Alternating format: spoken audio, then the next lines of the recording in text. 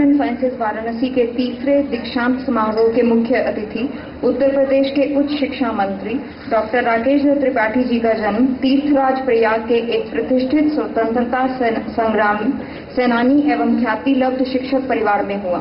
श्री त्रिपाठी जी ने इलाहाबाद विश्वविद्यालय से उच्च शिक्षा ग्रहण की एवं वहीं पर छात्र संघ अध्यक्ष बन युवा चेतना के ऊर्जावान नायक के रूप में भी उभरे। 2.5 दशकों से ज्यादा की राजनीति में डॉक्टर राकेश त्रिपाठी जी की ख्याति कुशल वक्ता, दक्ष राजनेता, आमजन के प्रतिनिधि एवं दूरदृष्टा की रही है। उत्तर प्रदेश में उच्च शिक्षा के क्षेत्र में गुणात्मक सुधार तथा विकास की दिशा में महत्वपूर्ण कार्य माननीय मंत्री जी के कुशल निर्देशन में ही संभव हुए हैं। आपने उच्च शिक्षा से जुड़े अनेक सुधार एवं परिवर्तन किए हैं, उन सभी का उल्लेख करना अत्यंत कठिन है। संघर्ष एवं विकास की ये यात्रा निरंतर प्रवाहमान है। अब मैं माननीय मंत्री महोदय जी को दीक्षांत संबोधन के लिए आमंत्रित करती हूँ। माननीय मंत्री जी।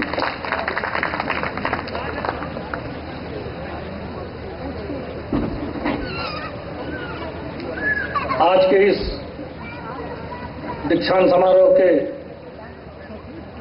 अध्यक्ष और मुख्य वक्ता, आपको दीक्षा देने वाले परम आदरणीय जस्टिस न्यायमूर्ति मालवीय जी, हमारे कुलपति श्री सवेद जी जिन्हें पद्मश्री पुरस्कार मिला है, हमारे डायरेक्टर झा साहब श्री बीपी सिंह जी, श्री एसके सिंह जी, आपके चेयरमैन श्री अशोक सिंह जी, सचिव डॉक्टर एमपी सिंह जी, आपके कुल सचिव महोदय, सभी आपके अध्यापक साथी, इस सभागार में आए हुए सभी मीडिया के साथी, सभी देवियों, सज्जनों और मित्रों, एक तो बड़ी अशिष्टता है, अपने विद्यार्थी जीवन से जस्टिस मालवीय जी का पैर छूता रहा हूं और उनका सदैव आशीर्वाद मिलता रहा है। और उनके बोलने के बाद एक कटपटा सा है, मन में संकोच भी है। और ऐसे भी आपके लिए बिल्कुल आज का दिन केवल दीक्षांत समारोह में शिरकत करना ही नहीं, बल्कि आपको एक ऐसे व्यक्ति से आशीर्वाद मिला है जिनकी पीढ़ी महामना मदन मोहन मालवीय की पीढ़ी, आप उनके पौध, और शायद जो महामना मदन मोहन मालवीय जी ने इस देश के लिए, इस बनारस के लिए, उत्तर प्रदेश के लिए कर दिया, आज उसी धारा को गति देने में माननीय जज साहब का भी हाथ रहता है, सहयोग रहता है।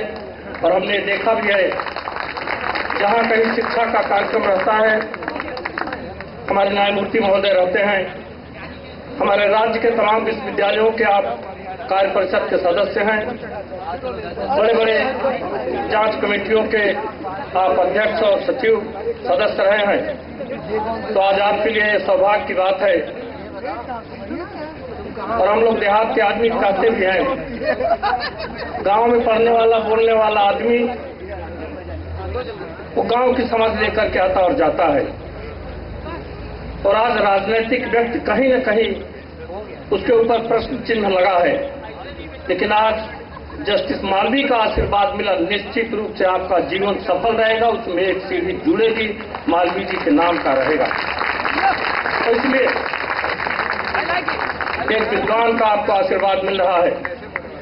और शायद ये दीक्षांत समारोह होता भी इसीलिए है कि जब से परंपरा चली, आपने शिक्षा ली, आप दीक्षित हुए, अंतिम दिन अंतिम दीक्षा देकर, आपको दीक्षित करके प्रमाण पत्र देकर समाज की सेवा में, शिक्षा की सेवा में, देश की सेवा में आपको समर्पित किया जाता है।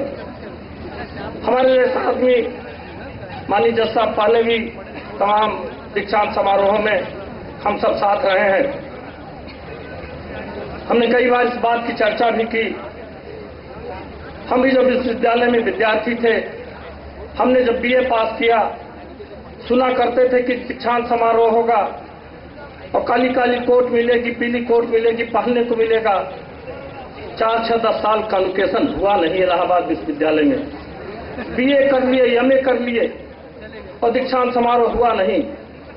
और इसीलिए हमारे मन में एक तमन्ना थी कि कब दीक्षांत समारोह हो, कब हमको एक कोट मिले और कब हम फोटो खिंचा करके अपने बाप के बराबर में टांग दें कि हमने भी बीए की डिग्री पा ली है। ये हमारे मन में रहता था। आज भी जब कहीं जाते हैं इस गाउन को पहनने पर जज साहब तो इससे इत्तेफाक नहीं कर रहे हैं। अब उन्होंने कहा राकेश जी कुछ इसमें परिवर्तन करना चाहिए, ये ब्रिटिश प्रणाली है। हमने कहा सर आप नीति भी बनाते हैं, निर्णय भी करते हैं, आने वाले दिनों में महामहिम साहब भी कहीं हम भी कहीं इसमें भी परिवर्तन हो जाए तो बड़ी अच्छी बात है। लेकिन जज साहब अभी भी गांव का लड़का जिसने इस दीक्षांत समारोह को देखा नहीं, उसके मन में एक ललक रहती है कि हम दीक्षांत समारोह देखें। और हफ्ते 10 दिन तक विश्वविद्यालय का वातावरण बदल जाता है। हम लोग तो कहा करते थे कि जो आंदोलन में हिस्सा लेते हैं, जो छात्र राजनीति करते हैं, उन सबको हजारों लड़का बगल कर देता और याद करता है कि हमको दीक्षांत समारोह की तैयारी करनी है। आपका रजिस्ट्रेशन होता है, डिग्री मिलने के लिए महीनों हो जाता है, प्रमाण पत्र पर दस्तखत करने के लिए कुलपति खाली नहीं रहते हैं। लेकिन फिर भी आज उस परंपरा का निर्वाह करने में एसएमएस और इनके मैनेजमेंट के लोगों ने एक बार फिर आपको तीसरी बार इस दीक्षांत समारोह में आमंत्रित किया है। निश्चित रूप से हमारे विद्वानों ने, हमारे आदरणीय लोगों ने आपको ज्ञान की बातें कही, इसमें दो राय नहीं है। ये मैनेजमेंट का दौर है, ये कंपटीशन का दौर है और इस मैनेजमेंट और कंपटीशन के दौर में हम कहां पहुंच गए हैं। अभी पिछले दिनों लगातार टेलीविजन पर आता रहा, कोई न कोई पंडित जी चुटियाधारी या तो आचार्य जी बता रहे हैं। एक महिला बताती जिसका कोई अंग नहीं खाली रहता कि एक न एक नग उसके शरीर पर जरूर माला जरूर लटका हो, ताश का पत्ता खोल करके बताती है। तो बताती है कि दीपावली कैसे मनाया जाए, दिया कहां रखा जाए, गणेश जी किस तरफ रहेंगे, लक्ष्मी जी किस तरफ रहेंगी। 80 के पहले टेलीविजन नहीं था तो क्या हमारा त्योहार मनता नहीं था? और अच्छे से मनाते। तो दशहरा तो हम सदियों से, सतयुग से मनाते चले आ रहे हैं। दीपावली हम भगवान राम के अयोध्या आगमन से मनाते चले आ रहे हैं। तब लाइट नहीं थी, लैंप नहीं था, ट्यूबलाइट नहीं थी, दिए से जला करके पूरे अयोध्या को जगमग किया गया कि हमारे भगवान कब आ जाए, चाहे रात में आवे चाहे दिन में आवे, ये दिया जलना चाहिए, इसलिए दीपावली मनाते थे। लेकिन ये मैनेजमेंट का हुनर है, वो टीवी वाला आपको बांध करके रखता है, उसकी भी लंबी तनख्वाह है कि आप जानिए और सोचिए कि 6:28 से ही पूजा शुरू होनी है, आगे पीछे मत करिएगा, नहीं नुकसान हो जाएगा। लक्ष्मी जी नाराज होकर चली जाए, चंचला है, रुकती नहीं है कहीं। आप 6:24 पर बैठ जाएंगे तो 26 मिनट पर हमको पूजा कर देंगे। हम आपसे कहने आए हैं, हमारी रीत, हमारी परंपरा, हमारा संस्कार, हमारी संस्कृति, ये हमारी धरोहर है जिसकी तरफ माननीय न्यायमूर्ति जी ने इशारा किया। और हमारी परंपरा और धरोहर में दो चीजें और हैं। एक तो अपने माता पिता का सदैव आशीर्वाद लेना, और कहा भी जाता है कि पढ़ा लिखा आदमी अगर अपने माता पिता को कष्ट देता है, माता पिता दुखी होते हैं, तो पाप लगता है आपको। और इसी साथ ये भी कहा गया है कि कंपटीशन का दौर, हमने कहा भी आपसे, कंपटीशन आज लड़के और लड़कियों का भी है, इसी मेडल में देखने को समझ में आ गया। लड़के साथियों, लड़कियों से कंपटीशन करना है तो पीला मेडल लेने की कोशिश करिए, सिल्वर से काम चलने वाला नहीं है। आपको भी उसकी तैयारी करनी पड़ेगी, मेहनत करना पड़ेगा, कंसंट्रेट करना पड़ेगा। और इस कंपटीशन के दौर में आज एसएमएस का कंपटीशन बनारस हिंदू विश्वविद्यालय के मैनेजमेंट से नहीं है, पूर्वांचल के और मैनेजमेंट इंस्टीट्यूट से नहीं है, प्रदेश से नहीं है। ये पूरा जो ग्लोबलाइजेशन का समय है, जो भौगोलिकरण है, इसमें आपके एक अगर कहीं वैकेंसी निकलती है तो आपका कंपटीशन ऑल इंडिया नहीं, एशिया लेवल का है। आप उसकी तैयारी कर रहे हैं। आप उसमें अगर कमजोर निकल गए तो जिस तमन्ना से आपके गरीब माता पिता ने आपको यहां तक पहुंचाया, पढ़ाने का काम किया। इतनी महंगी शिक्षा आपको मिल रही है, शायद उसमें आप पीछे रह जाएंगे। और आज मैनेजमेंट ये भी कहता है, हमने अखबारों में पढ़ा, पहले हमारे प्रोफेसर लोग, ये पद्मश्री लोग, ये सब विश्वविद्यालयों में जाते थे, गेस्ट लेक्चर देते थे, विजिटिंग प्रोफेसर होते थे। तो आज मैनेजमेंट गुरु निकले हैं, उन्हीं का सुनिए, उन्हीं का समझिए। छपता है कि मैनेजमेंट गुरु का भाषण होने वाला है। हमको ऑनलाइन उनकी शिक्षा मिलेगी। ये कंपटीशन का दौर, और एक केवल इसमें आपसे हमारी विनती है, हमने कई जगह इस बात को कहा भी कि कंप्यूटर का समय आ गया है, और आज इंफॉर्मेशन टेक्नोलॉजी और बायोटेक कितना कितना सब बढ़ता चला जा रहा है।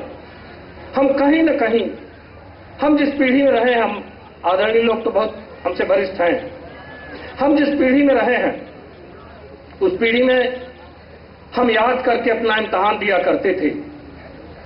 किसी किसी को साथी कहता थे तो बहुत रटंतु है, रटता ही रहता है, रात दिन रट करके देता है।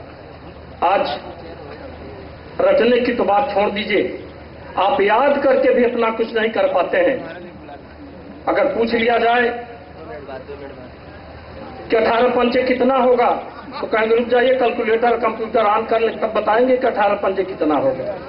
18 डालेंगे, गुणा करेंगे, इक्वल टू करेंगे, तब कहेंगे 90।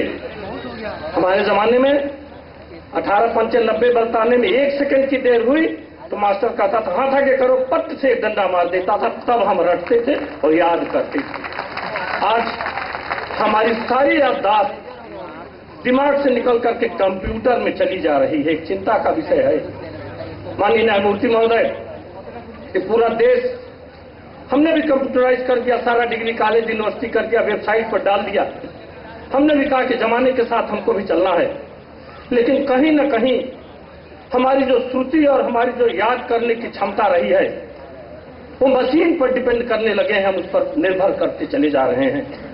निश्चित रूप से आप प्रतिभाशाली हैं, आपने कंपटीशन दिया, इंटरेस्ट दिया, आप उसको कंप्लीट करके यहां पर आए, पास करके आए, अपने योग्यता प्रतिभा है, इसमें कोई दो राय नहीं है। लेकिन अगर इसी प्रतिभा में आप उस पुराने जमाने के पढ़ने याद करने की क्षमता को भी याद रखेंगे, तो जितनी देर तक एरो आपका डब्ल्यू ढूंढता रहेगा और खोलने के लिए, उतनी देर में आप जवाब दे लेंगे। ये आपकी तैयारी होनी चाहिए। आज इस दौर में हम लोगों ने भी इस बात का प्रयास किया, जिसकी चर्चा हमारे विद्वान लोगों ने की, उच्च शिक्षा का दर बढ़ने में, चाहे मैनेजमेंट की शिक्षा हो, आज गांव का भी आदमी, उसको भी ये ललक रहती है कि बीए न कराएं, हमारा बेटा बीबीए अगर कर लेगा तो आगे एमबीए कर लेगा, इसको बीकॉम करने की जरूरत नहीं पड़ेगी। और सबसे बड़ी बात उसमें उसको भी लगता है कि अगर गांव के किसी बड़े का बेटा चला गया मैनेजमेंट में, तो छोटा भी सोचता है हमारा भी बेटा कब जाए, टाई हुई बांध करके कॉलेज जाना शुरू करे, तब लगेगा कि हमारा भी बेटा पढ़ रहा है। ये है सामाजिक परिवर्तन है। और आज इस परिवर्तन के दौर में निश्चित रूप से आपका ये एसएमएस इंस्टीट्यूट, आप जैसे तमाम नौजवानों को जिन्होंने यहाँ पर शिक्षा दी, जिन गुरुओं ने आपको इस लायक बनाया कि आप यहाँ से निकल करके जाएं और एक बड़े मिशन में जिसकी तरफ न्यायमूर्ति महोदय ने इशारा किया आप करें। हम 2 मिनट में अपनी बात खत्म करना चाहेंगे। आज इस दीक्षांत समारोह में जैसा कि न्यायमूर्ति महोदय ने दीक्षा दी, हमारे आदरणीय कुलपति जी ने, गुरुजनों ने, हमको याद है एक कथानक कि एक राजा ने अपने बेटे को एक ऋषि के यहां शिक्षा लेने के लिए भेजा था। साल 2 साल बाद जब उसकी शिक्षा पूरी हो गई और नियत समय पर राजा उसको जब लेने अपने बेटे को गए, तो ऋषि ने कहा कि आपका लड़का, आपका पुत्र योग्य हो गया,